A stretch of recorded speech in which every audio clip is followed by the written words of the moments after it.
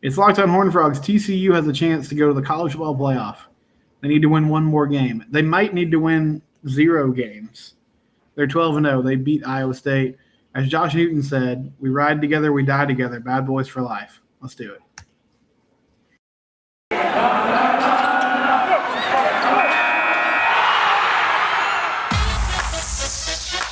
You are Locked On Horned Frogs, your daily podcast on the TCU Horned Frogs, part of the Locked On Podcast Network, your team every day.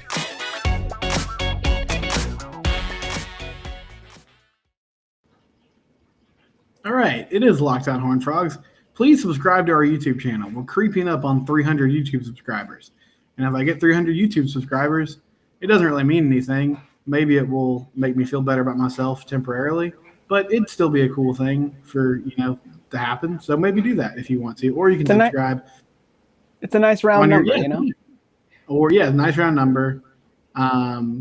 It's a good goal to have. So we're working towards that. I think we're at 275 at the moment. I have Matt Jennings with me, and Matt, I can't remember. So I had TCU going 7-5 before the year. Did you put a prediction in your preview article, or what was sort of your range of record that you were thinking for the season? Yeah, I was sitting here thinking 8-4 regular season would be would be great. Mm-hmm. And that was, I think, the way, to your point, like 7-8 wins, I think was where a lot of people were kind of feeling. And they got more than that. Yeah, they did. They're 12-0. They are on the cusp of a 13-0 Big 12 championship season, a lock to be in the college football playoff if they win against Kansas State on Saturday, who will be playing in the Big 12 championship game in Arlington. Shout out to my guy Jesus, who has commented consistently pretty much all year long that they were going to go 13-0 and be Big 12 champs. And Jesus, I did not believe that until maybe, I started to kind of believe it after the K-State game. I really started to believe it after the Texas win. And now here we are. They got to finish the job, but they got one more to go. Shout out to Zoom Play, who's also been saying the same thing. You guys, you're close to being dead on. And I, even midway through the year, I didn't think this was possible. But they beat Iowa State 62-14. And it was impressive. I mean, Iowa State finishes the year 4-8. But their defense is really salty, and they actually had played a lot of teams super competitively, throughout the season, had a lot of one-score losses. So it was significant that they got that done. But I guess, as we sit here today, 12-0, Matt, I mean, we've seen some great TCU football teams. We were up close and personal with the 2014 and 2015 teams. And they couldn't do that. They're really, really good, but they couldn't quite get to 12-0. Obviously, the Rose Bowl team did it, but this is a heck of an accomplishment by Sonny Dykes and his staff, and I did not see it coming at all. No, it was completely out of left field, unexpected. This was not anywhere close to on the radar for me or for you. I think for most people, except for Jesus and Zoom Play, shout out, that this was even within the realm of possibility. And they're not done yet. Obviously, they're very much, Sonny Dykes has been a broken record all year about being like, hey, do your job. Hey, focus on this week. Focus on this opponent. They be 1-0 this week, the whole very cliche coach speak stuff, but it's working, so don't mess with it. And but yeah, to get to this point, they're the first team to go 9-0 in Big 12 play since Oklahoma in 2016. They're the first Big 12 team to start 12-0 since Texas in 2009, and they have the opportunity to be the first team to go undefeated in the round robin format, and they have the opportunity to be the first 10-0 team in Big 12 play ever, because they would be the first team to go undefeated in round robin and win a conference championship game if they're able to beat K-State. So lots of history possibly being made. It would be I know people, we wax about this. I think Gary Patterson deserves a ton of credit for building a roster that was built to do this. So we need to give him and the previous staff a ton of credit. And we need to give Sonny Dykes and his staff a ton of credit for unlocking potential in a roster that had not been tapped to this point. Like, to your point, coming into this season, nobody would have thought that 12-0 was on the table for a team that had averaged about 6 wins a season for the past 4 years. People talk about I think they brought in total like 20 transfer portal guys, but they've really only got like 3 guys who are in Mark Perry, Josh Newton, and Alana Lee, who are like contributing significantly. Other than that, like, it's all really the same guys, and it's really, really impressive that they've been able to completely unlock what this team's capable of. I'm kind of speechless about it, honestly. Yeah, it's hard to describe the turnaround that it's been, because I mean they were 5-7 in last year, and so they didn't completely fall off the face of the earth. And yeah, you do have to give Gary credit. There was a lot of talent on this roster, and I think there was still like a culture, at least enough of a culture of accountability, that when someone else came in and sort of pushed it to a new level, you didn't have guys just jumping off the ship and saying, this is so foreign to me that like I can't handle it and I don't want to be part of it. But they got blown out a lot last year too. I mean, West Virginia embarrassed them at home. Obviously, like the last game of the GP era, the K-State game was a laugher. They got rolled by Oklahoma State on the road after an emotional win against Baylor. They got beat by Iowa State in the last game of the season. So this was a massive just 180 from the 2021 campaign. And I think what impressed me the most about the game Saturday, it was a very business-like approach. I mean, they just got after it, jumped on them early.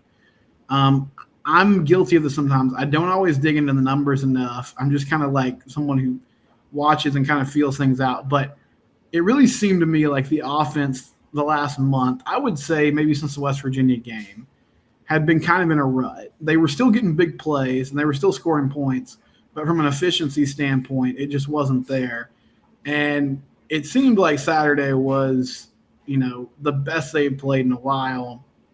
They were sustaining drives. They were able to run the football, throw the football, kind of do whatever they wanted. And it looked like the offense we saw the first 6 weeks of the season. So I think that's pretty huge, Matt, because they need that identity back. I know they've won in a lot of different ways, but they're going to have to score points against the likes of K-State and insert playoff opponent or New Year's Six opponent in the future, because as much as the defense has improved, I think they have to sustain drives and put the ball in the end zone to win these games down the stretch here.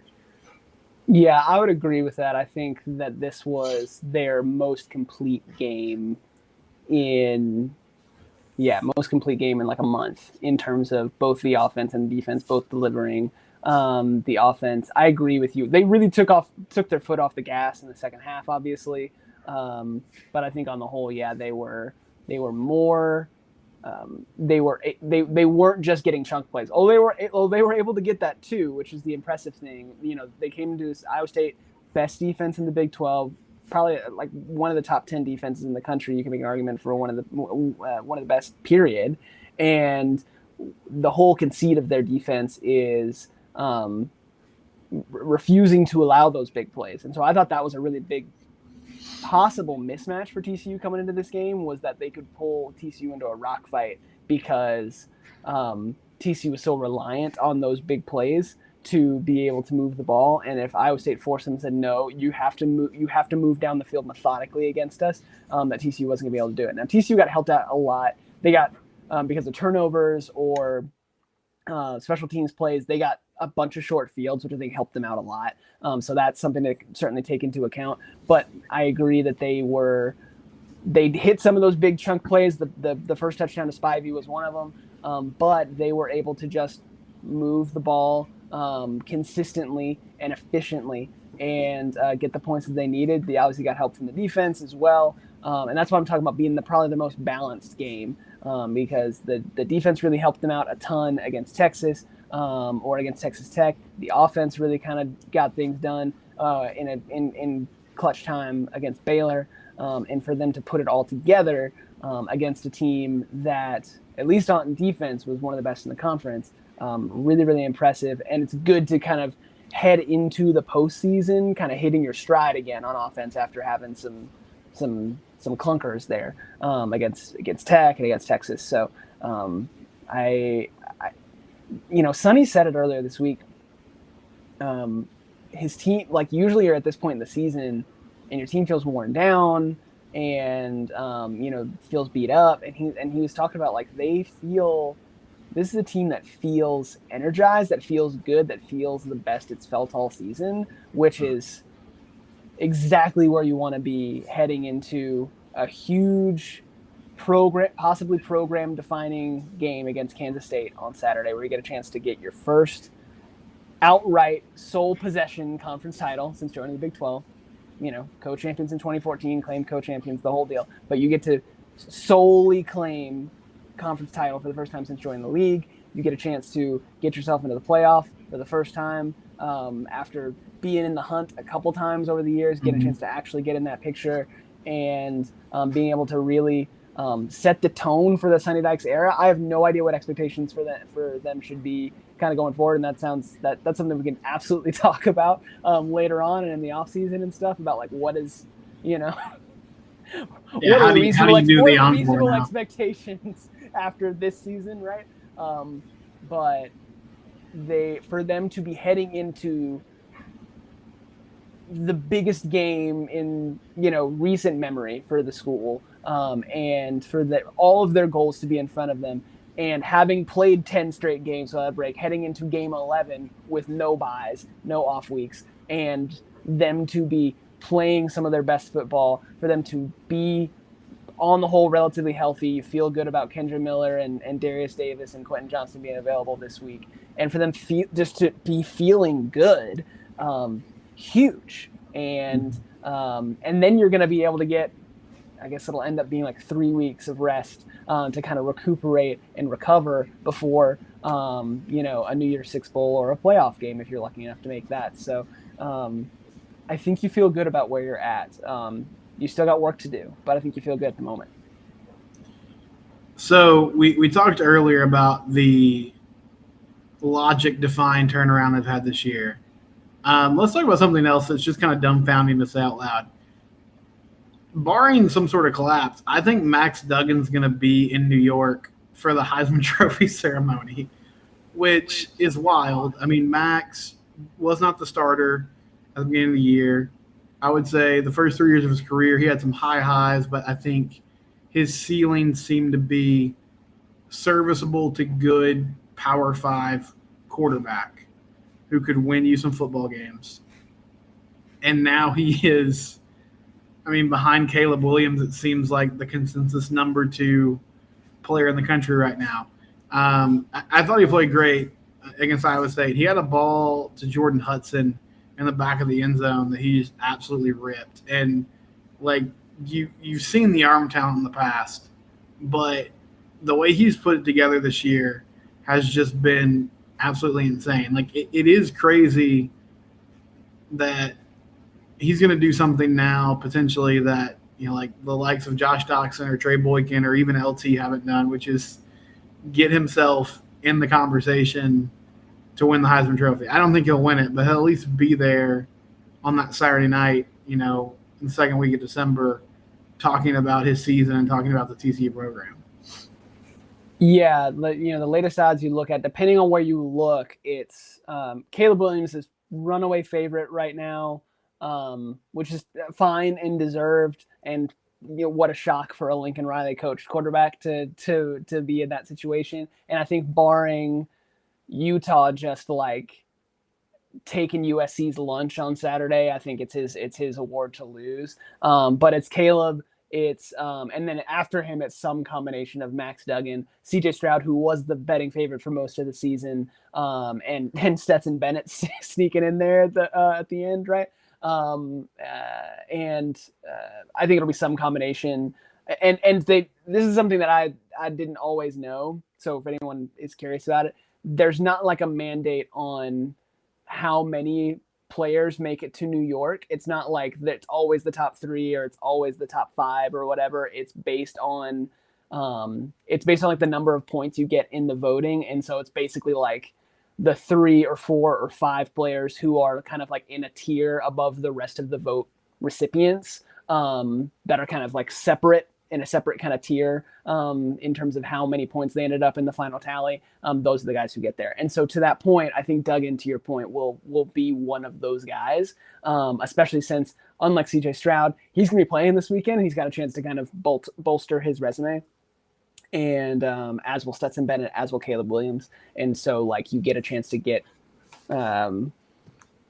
a good last impression with the voters before they send in their ballots. Some voters do send in their ballots before conference championship weekend, which is mind-boggling to me. The Heisman is kind of a weird award to even predict or think about or talk about anyway. But no, it's gonna be. Yeah, I mean the narrative's different every year. I never would have thought that he could do this. No. Like you and I were talking about, last year and even heading into this season, like, Chandler needs to be the guy. Chandler Morris needs to be the guy. And we've been proven like super, super wrong. I agree with you on Saturday. He's ripping the ball into windows the way he's never done before. He's making throws with anticipation. He's making good decisions. He's throwing the ball with an accuracy and like ball placement, which was my biggest criticism of them earlier on in the year, was that his ball placement still wasn't great. He wasn't leading receivers well. And he's improved on that even in season. I mean, to you, like, that's probably the thing to me, is like the ball placement and the anticipation. But it's like what stands out to you, I think, as the thing that you've seen him grow the most, even this year. That's a good question. I mean, I think it might just be confidence. Like, he's always had the intangibles. I mean, I think like you go down the list of the things that he is, and I feel like the team responds to him really well. Like that was kind of the one thing that I held out when I was projecting who the starter was going to be. I thought it would be Chandler, but the one reason I sort of held out for Max was because Sonny kept saying that was a big part of the decision, was how, the team kind of rallied around the guy. And I just felt that Max probably had a better finger on the pulse of the football team because he had been there longer and he had won more games. But yeah, I think the pocket awareness maybe too. Like he's just – I go back to the Baylor drive, right? He had the ball, no timeouts, 90 seconds, and he didn't look phased at all. And, like, I think there were times in Max's career where I don't know if the moment would be too big for him, but I feel like the emotion would kind of take over and he would try to do too much and try to win the game himself. And, that first throw to Tay, like, he's stepping up, he's sliding over. And if you listen, like, there's a really good segment in the Carter Boys episode from last week where he breaks down the final drive. And, of course, in hindsight and in retrospect, I'm sure it's easy for him to talk through it. But, like, he's going through his progressions just off the top of his head. And you can see he's like, okay, we're in this 4 verts concept we like. And so I have my first options here. And Savion's running this route and Tay's running this route. And all of them have, like, different options. It's not like, junior high football where it's like, okay, button hook, we're going to run 7 yards and then turn around. It's about feeling the coverages, and he just seems to have a really good handle on all that. But, I mean, it's wild the way – like, if you told me before the year that Max was a starter and they had a successful season, like they had between like 7 and 9 wins with him as QB1, in my mind it would have been like, okay, he's probably using his legs a lot, and they found a way to make him a more serviceable passer by using a lot of quick passes and getting the ball in the hands of their receivers and getting yards after the catch. And that's not really the case at all. I mean, like, he hasn't really run the ball in the designed run game much since like the Oklahoma game. I mean, they've been super selective with it. Like I saw someone tweet his yardage total for the year, his rushing yardage total, which obviously it's not sack adjusted, which is dumb. But unadjusted for sacks, his rushing total for the year is like 290 yards, which is wild. You coming into the season, to your point, I would have thought he would have been closer to like 550, 600 yards for the season, and and so they haven't been using him that way. They've been using him in. You're like, hey man, like we trust you to throw the ball downfield, which he had never really been trusted to do before, unless it was like a fade down the sideline to Quentin. He's getting a lot more trust. And you point to the Baylor drive. I think the point where I was like, oh man, like this is a major growth moment, maturity moment for him, was against Texas Tech, and it was his touchdown pass to Darius Davis on a day when he had not been playing well, and they had like hassled him all day, and the pass rush had been really getting to him. Tyree Wilson had just been, just making the offensive line's life miserable all day, right? And despite all that, getting sacked, turnovers on downs and things like that, he, in a crucial moment, with pressure in his face, up the middle, makes a throw to Darius Davis in a window against zone coverage, which he does not throw as well against zone coverage historically as he does against man, because when he's throwing against man, he's just like, he's trusting Quentin or Darius or Tay or somebody to just like win a one-on-one matchup. And he throws the ball with anticipation to a spot that Darius is going to between, in the gap between four different defenders, with a chance to get the ball and then continue forward and move forward into the end zone with a hand in his face as he's about to get hit. And it's just like, that's something that never, ever, ever, ever, ever would have happened in the last 3 years. And that was the moment I was like, oh, okay, like this is a different player this year. And the numbers reflect that. TCU's record reflects that. And again, he's got a chance to build on that further this week against Kansas State. And quickly, one more thing about the offense and kind of last week. So Jordan Hudson had 2 touchdowns, which was a fun thing that happened. We've seen him a significant amount this year, but that was kind of a game against a Big 12 opponent where he stood out. The skill position guys next season, I don't know. Like, it's going to be fun. I don't really know what to expect from them. But Jordan Hudson, like Major Everhart, potentially Cordell Russell, we'll kind of see what it looks like when he gets on campus. DJ Allen from this year as well. Yeah, DJ Allen. Maybe Blair Conwright gets back in the mix a little bit. I know he's been starting at that outside spot when Quentin's been out. And then Savion still. And Savion, yeah. Savion has been better lately. Like, looks like he's more in control, is making tough contested catches. Obviously, we don't really know how the QB is going to play out, but I can say that I think Max is. What do you think, Matt? I think Max is probably gone. I feel like if things play out, he participated in Senior Day on Saturday, and like, I'm not sure what kind of NFL future he has, but I can tell you his draft stock's never going to be higher than it is right now, in my opinion. Sure. And so go and he's accomplished after this season. He will have accomplished everything that he could have possibly wanted to accomplish at TCU, regardless of how this season ends. Like, he can leave knowing that he hit the milestones and the goals that he would have wanted to. Right. So no, I agree. I don't think we get I guess it would be year 5. Year 5. Yeah. It feels like year 6 or 7, but year 5 of Max Duggan. I think this is a perfect ending to the story that he's been writing for himself at TCU. So yeah, I think he's gone. And yeah, it's is it Chandler Morris? Is it Sam Jackson? Do you get a guy in the portal? Which are all interesting options. Sorry, I'm stepping on your point. I don't know. I'm agreeing. No, that's fine. I don't know what you're doing at that position next year either. Yeah, I'm not sure. It'll be fascinating. My point was just really like, I'm excited to see some of these guys with potential under a new coaching staff to kind of see how they develop. But it was cool to see Jordan break out in that way. Before we go, a couple things. So one, I won't ask you to like make a pick right now or anything like that, but just your initial thoughts. I don't know. It's a weird situation.